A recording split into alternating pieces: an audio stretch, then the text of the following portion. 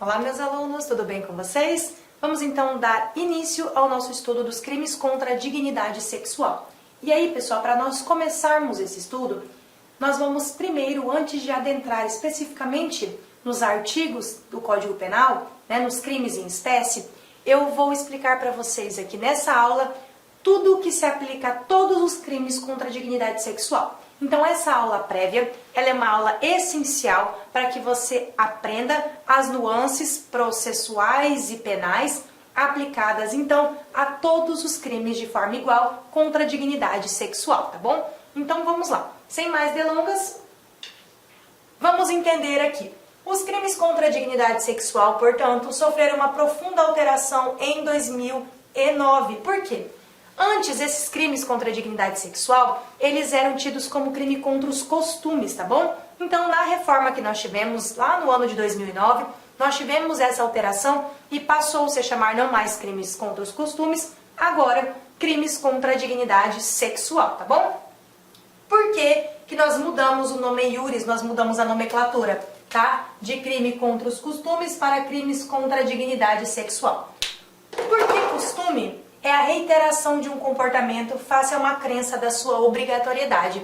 Essa é a definição, esse é o conceito de costume, tá ok? Tanto que nós temos que o costume, ele não revoga a lei.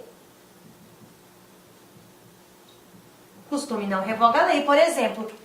Então, por que o legislador usava o termo costume, se costume é a prática reiterada de algum ato que eu sei que é obrigatório, tá? Ou eu imagino que seja obrigatório. Porque esse legislador, mesmo o legislador anterior a 2009, ele gostaria ou ele queria estabelecer um padrão de sexualidade média, tá ok? Que deveria então ser seguido pelas pessoas. Pessoal, um padrão de sexualidade média fica difícil, né? Por isso que em 2009 nós tivemos essa alteração. O nosso Código Penal é muito antigo, ele data de 1940. Então o conceito de sexualidade, de costumes, ele veio se alterando aí ao longo do tempo, tá bom? Era uma expressão preconceituosa, pejorativa contra as mulheres, tá? E a proteção era então somente para a chamada mulher honesta, tá? Ou seja, mulher considerada até então desonesta não merecia guarida, não merecia a proteção da lei, tá? Professor, o que seria uma mulher desonesta? E aí, mulher desonesta, nós temos, por exemplo, lá atrás, tá, pessoal, que era considerado a prostituta, nós tínhamos a mulher que traía o homem, tá bom? Então isso, pessoal, não tinha o abraço da lei, isso não era alcançado pela lei, tá bom? Essas pessoas, essas vítimas, como não eram consideradas mulheres honestas, e aqui nós temos a figura da mulher, né? Então essas pessoas, essas mulheres, elas não eram abraçadas por essa legislação, por essa lei penal. Com o passar dos anos, o movimento feminista ele foi ganhando contornos. Inclusive, nós podemos observar muito bem hoje, em relação à Lei Maria da Penha, há uma proteção mais efetiva, mais dura em face ao agressor da mulher, né? Então, tudo isso veio caminhando aí, esse trabalho ao longo dos anos, para a mudança da nomenclatura, tá ok? Então, hoje nós temos crimes contra a dignidade sexual. E nós não temos mais a distinção de mulher honesta e desonesta. Inclusive, para crimes contra a dignidade sexual, não se exige, a princípio e via de regra, que a vítima seja mulher. Eu posso ter um crime contra a dignidade sexual de um homem, sem problema nenhum. Não preciso mais que a vítima seja do sexo feminino, que a vítima seja mulher, tá bom? E aí eu tenho uma atualização que chegou lá em 2021, que também se aplica para todos os crimes, então, contra a dignidade sexual, tá bom? Fiz questão de colocar atualizado aqui 20/11/2021, que foi quando nós tivemos outra significativa alteração no seu código. Vamos lá. O Estatuto do Índio, e pessoal, só uma dica, provas, tanto faz se você estiver fazendo prova estadual, prova municipal, prova de nível federal, adoram tratar do tema índio, tá bom?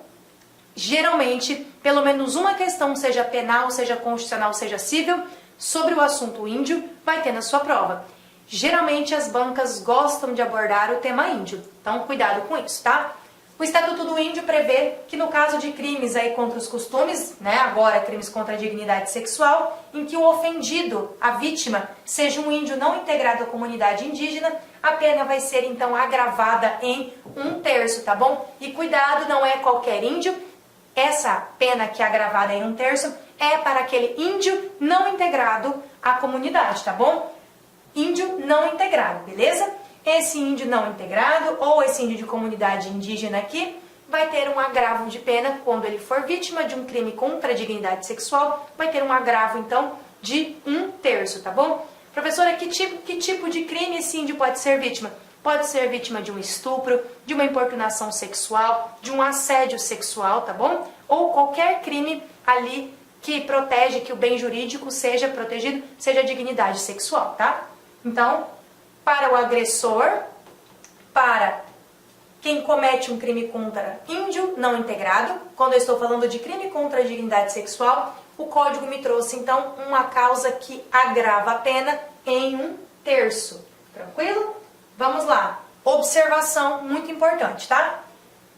Dos delitos contra a dignidade sexual, que são os crimes que tutelam o bem jurídico dignidade sexual, apenas o estupro de vulnerável e o favorecimento da prostituição ou de outra forma de exploração sexual de criança ou adolescente ou vulnerável são considerados crimes hediondos, tá bom? Apenas esses são considerados crimes hediondos, dentre o título Crimes contra a Dignidade Sexual. E por que nós temos apenas esses? É por causa do Código Penal? Não, pessoal, não é por causa do Código Penal, tá ok? Quando eu falo em crimes hediondos, e aí vocês terão aula específica desse tema, quando eu falo em crimes hediondos, eu tenho uma lei, que é a nossa Lei de Crimes Hediondos, que define quais são os crimes que vão ser por ela protegidos ou tutelados, tá? Por ela protegidos. Então, na Lei de Crimes Hediondos, esta legislação é que define para mim quais crimes ela vai proteger, tá? Ela elenca um rol de crimes por ela abraçados, por ela tutelados. E esse rol é um rol taxativo, por isso que é um rol taxativo. Ou está lá ou não é crime hediondo. Por isso que dentre os crimes contra a dignidade sexual, só o estupro de vulnerável e o favorecimento então da prostituição, outra forma de exploração sexual de criança ou de adolescente, são considerados hediondos. Porque a lei me disse expressamente esses casos aqui. A lei de crimes hediondos não disse. Crimes contra a dignidade sexual são considerados hediondos. Caso assim o fizesse, todos os crimes então contra a dignidade sexual seriam considerados hediondos. Não é o caso, tá, pessoal? Não é o caso.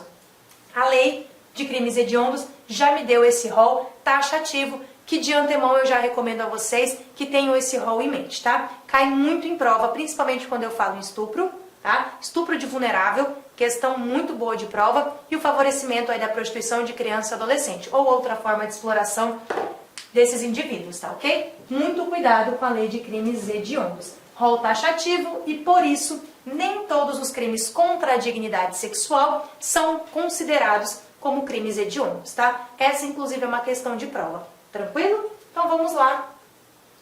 Adiante.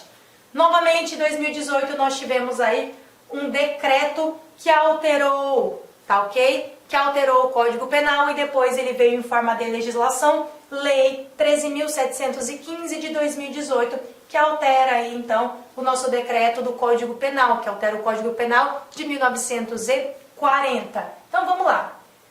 O que acontece?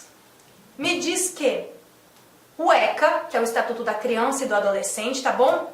E o Código Civil passam a dispor sobre hipóteses de perda do poder familiar pelo autor de crimes contra a dignidade sexual em relação ao filho ou tutelado, curatelado, ok? Então, o ECA... Com licença, meus amigos, minhas amigas. Inicialmente eu peço desculpas por interromper seus estudos, mas essa videoaula é uma videoaula demonstrativa para você conhecer a qualidade de nossos mestres aqui da LAC Concursos. Eu sou o professor LAC, especialista em concursos públicos, que somente em 2022 eu já fui aprovado em 7 concursos públicos. É isso mesmo, em 2022 sou especialista em concurso público e eu estou aqui para te ajudar nessa caminhada do concurso da Polícia Militar do Estado da Bahia e também do Corpo de Bombeiros Militar. Gente, olha só, qual que é o diferencial da LAC Concurso? Primeiro, tá, o nosso diferencial primeiro, preste atenção, tá? Primeiro, nós temos uma ferramenta pedagógica chamada Personal Coach. Personal significa pessoal, coach significa treinador. Então aqui você tem um treinador pessoal de concursos. Essa metodologia ela é baseada em técnicas de administração e ferramentas de administração, mais precisamente administração por resultados. Ou seja, todo dia você tem uma meta de estudos, é isso mesmo. Todo dia você tem uma meta de estudos. Papo sério, se você se matricular, se você cumprir as nossas orientações pedagógicas, se você assistir as nossas videoaulas, ou essas videoaulas da internet e muito mais lá no nosso site, claro, completas, eu tenho certeza que você ficará competitivo e você terá reais chances de aprovação. Em 2019, nós tivemos também um concurso aí da PM da Bahia, na qual a gente teve aí dezenas de alunos aprovados.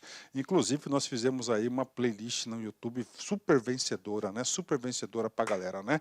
Professor, quanto custa? Olha só, preço promocional. Apenas 10 parcelas de R$ 25,00. Curso completaço, super atualizado, item a item do digital, acesso imediato com foco na banca da FCC. Então venha estudar conosco aqui na LAC Concurso.